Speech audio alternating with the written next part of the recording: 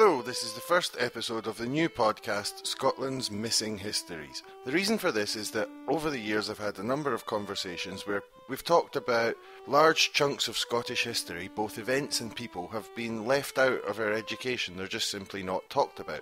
So I thought it was about time that some of these stories and people should get some more publicity. In this series, I'll be speaking to various historians and members of different societies to tell us about some of the events and people that you might not know as much about as you'd like to. And for this first episode, I'm throwing you all right in at the deep end, because we're starting with the story of James Connolly, who's one of Scotland and Ireland's most thoroughgoing revolutionaries.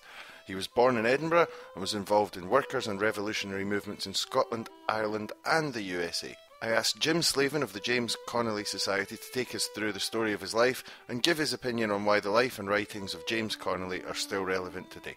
Hope you enjoy it, and I'll have a wee word with you at the end. Hi Jim, how's it going? Good. How's yourself?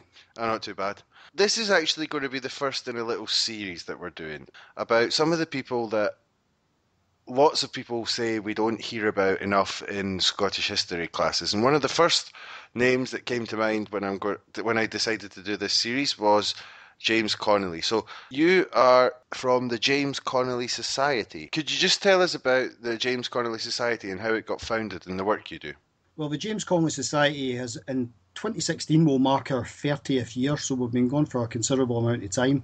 And it started out, initially it grew out of the Republican Flute Band in Edinburgh called the Rising Phoenix Republican Flute Band, which was founded around 1984. And the first Connolly commemoration organised was 1986. So that's we're into our 30th year now.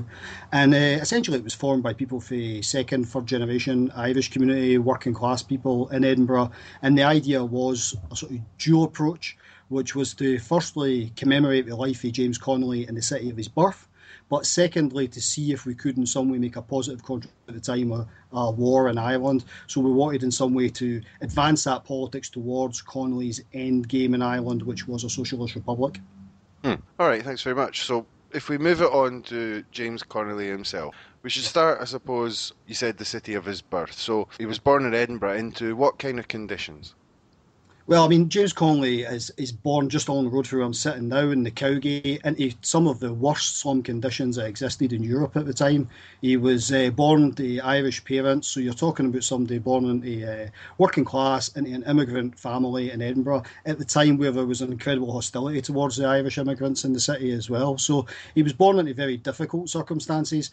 But the thing about James Connolly that's so remarkable, apart from his politics and obviously his contribution to Labour and Irish republicanism and the formation of the Irish Free State, etc., is out of those origins grew a remarkable individual who was a playwright, who was a political theorist, who was a soldier, a military strategist, who was a songwriter, who was an incredible individual who educated himself, travelled the world trying to emancipate working class people. And it is quite remarkable that he did come from just these very streets that we're sitting in now. Although, for a time it didn't seem that way, because he did join the British Army. Yeah, well, I mean, the fact his older brother was in the British Army and he was in the army, and that was actually quite common. If you look around, a lot of working class people, until fairly recently, I would say, joined the British Army as a way out of poverty. But certainly in those days, it was quite common for people, even from an Irish background, to join the army. And of course, it was that short period in the British Army which led to not only Connolly's sort of political awakening, but also his lifelong hatred of British militarism. So how did he manage to get himself out of the army? Well, he deserted. He left the army. I mean, there's various accounts in his biographies about whether the British Army ever sought him for leaving his post, or whether they just sort of missed it because of the times that we were living in. But certainly, he was there a short period of time. When he was stationed in Ireland, he decided it wasn't for him and he left. So after that, what did he do? Did he come back to Scotland?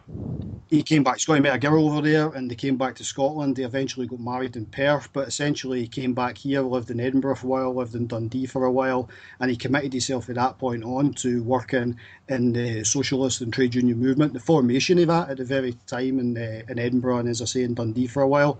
And then following that, he went to Ireland to live as an organiser again, and then he went to America and he spent time as a labour and trade union organiser in America, and then back to Ireland. So if we can just focus for a moment on his political involvement in Scottish politics in that period after he had deserted from the army. Sure. Exactly what did he get involved with? Well, I mean, Connolly was one of these remarkable people who Connolly didn't just join political organisations or trade unions. Connolly founded them. And he came over here and played a leading role in the formation of the Edinburgh Trades Council and various other labour organisations, including the Scottish Socialist Federation, that were based in the city at this time.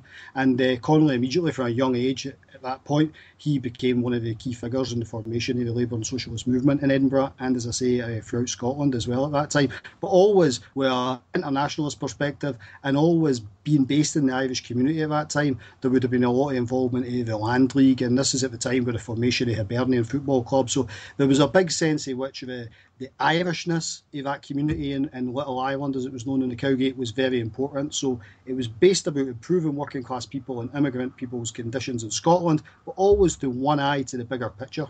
And he did make statements about Scottish independence, talking about there was one about Scotland leaving the United Kingdom is the first step to the breakup of empire or something like that. But did these ideas come first or did these ideas come late? Were they there in that period of his life? Was he already campaigning for independence?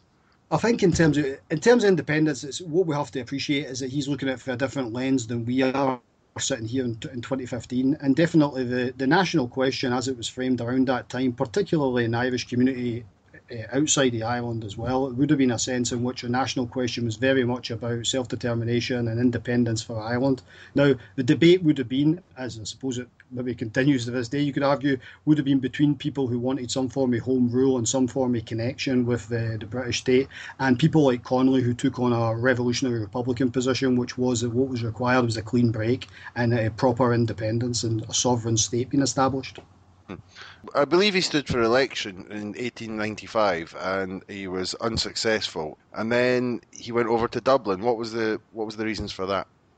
He went over there as an organiser, as a paid organiser, and he stood for elections in Dublin as well, actually. So Connolly was somebody who was quite pragmatic in the sense of the tactics that were deployed. So he believed that working class people should be better represented, but he also believed that elected representatives for working class who went into these institutions like council chambers or parliaments, he said essentially their role there was to disrupt it. Their role was to be a nuisance, essentially, and to represent working class people rather than any political party tag, because he believed that the people representing and elected to represent people at that point, they were effectively representing what he considered to be the capitalist class. I believe after he began organising in Dublin, he started to get into a bit of bother with the law and the authorities.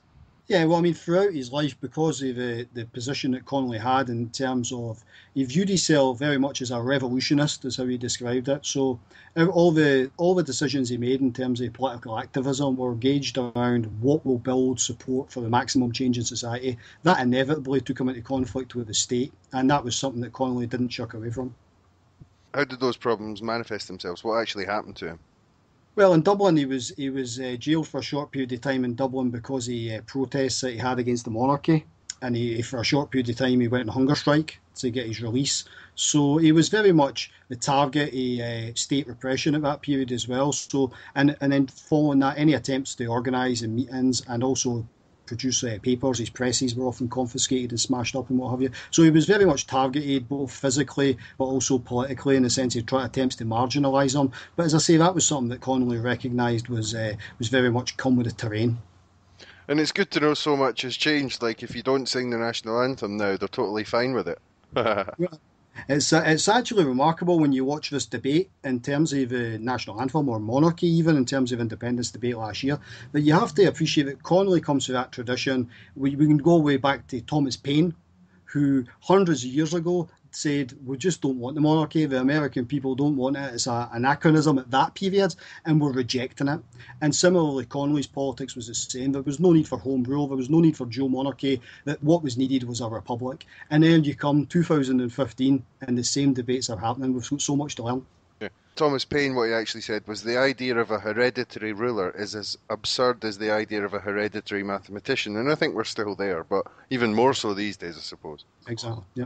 And exactly, and I mean, I think it's important to make the point that is the tradition Connolly came from, because the great thing about Thomas Paine was that he was very clear it was over. There was to be no negotiation. It was finished. There would be no monarchy. There would be a republic. It was as he rationalised it, as you're saying in his writings, very, very crystal clear. It was an absurdity and it was finished. And Connolly had exactly the same approach. If you look at his writings, writing in a very similar style to Payne, very clear, very succinct, in a way that the majority of people understood very clearly, and saying there is no need for negotiations here.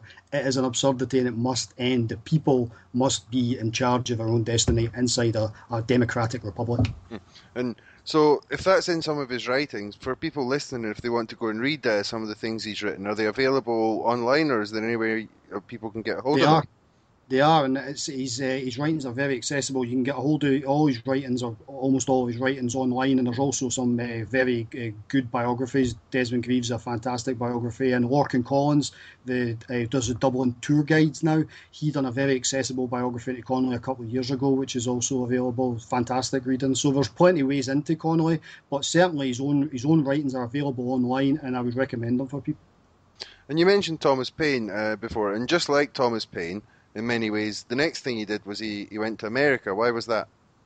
Well, again, it was about opportunities to organise. That was and by this time he had a fairly sizable family, so he was thinking about them as well. And the opportunity to go and do a speaking tour and to become an organiser in America was presented to him, and he grasped it, and he settled in New York and became an organiser for a while for the Wobblies. Can you explain what the Wobblies are? It was a sort of I mean, it's a union, but based on the idea not of trades, but everybody being in one big union. So Connolly spent a lot of time travelling around America, speaking about that sort of syndicalist approach to trade union organising. And he travelled around America a lot, got to speak to a lot of different, learned to speak various languages, because at that time it wasn't just Irish immigrants, of course, there was a lot of Italian immigrants, Polish, German immigrants, organising themselves around about New York and different cities in America. And Connolly learned their languages so as he could address their meetings in their own tongue. And again, it's remarkable. We're talking about times with immigration causing great problems or great tumult, anyway, around the world. It seems that a lot of what Connolly was doing and saying is still relevant and important.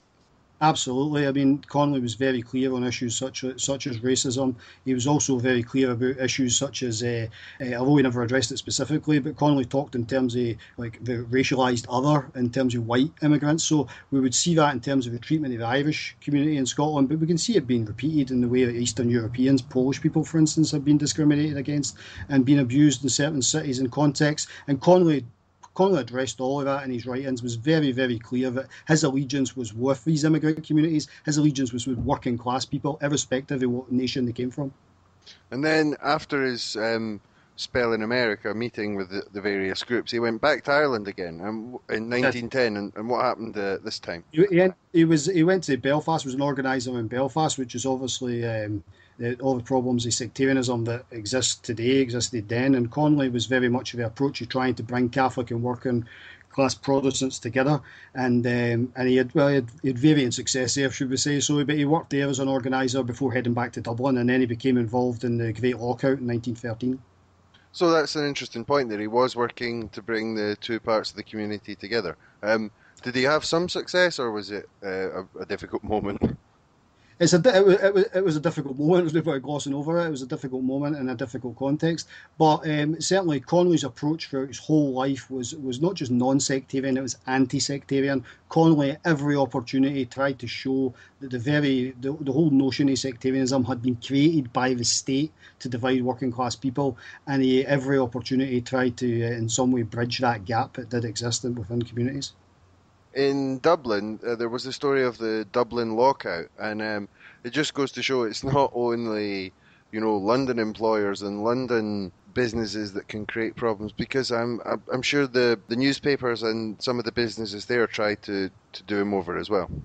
Sure, I mean, during the lockout, the dispute effectively between Connolly and Jim Larkin, the other trade union leader, and the he would be a billionaire now. One of these sort of media mogul types was William Martin Murphy, an incredibly powerful individual, and so that was the people they were up against. And the lockout, I think, in many ways was a turning point for Irish history, but probably for history on these islands. Not only was it a major confrontation between different classes, between the workers and the bosses, but also because of the defeat of the lockout, it really